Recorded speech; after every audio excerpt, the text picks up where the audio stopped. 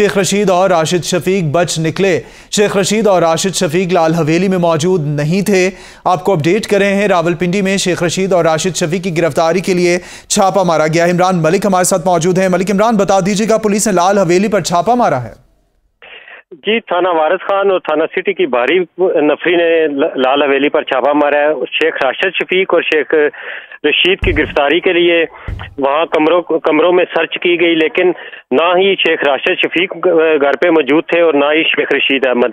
इस हवाले से शेख रशीद अहमद ने अपना एक वीडियो बयान जारी किया है और उन्होंने कहा है कि हमारा गिराव जलाओ और तोड़ फोड़ से कोई तल्लक नहीं है, पुलिस बिलाजवाब हमें तंग कर रही है। जबकि रावलपिंडी प्रेस क्लब के बाहर से थोड़ी देर कबल फयाजुल हसन चौहान को गिरफ्तार कर लिया गया है। उन्हें गिरफ्तार करके थाना सिटी मुंतकिल कर दिया गया है। जी मलिक इमरान, बता दीजिएगा, जब ये बयान दिया शेख रशीद ने कि हमारा जलाओ घिराव और तोड़फोड़ से कोई ताल्लुक नहीं है, इस पर पुलिस का कोई रद्द अमल सामने आया? जी नहीं, पुलिस ने रेड करने के बाद वहां से खामोशी से निकल गए हैं और किसी कारकुन को या लाल हवेली के किसी मुलाजिम को भी गिरफ्तार नहीं किया गया।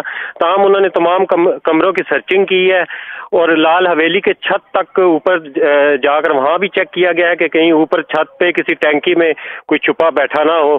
ताहम पुलिस के हत्थे कोई भी ना चढ़ा और पुलिस नाकाम वापस चली गई है। तो मलिक इमरान, पहले से पेशगी इत्तला थी कि शेख रशीद को गिरफ्तार किया जाएगा, छापा मारा जाएगा, या शेख रशीद ने पहले ही एहतियाती तदाबीर इख्तियार की हुई है?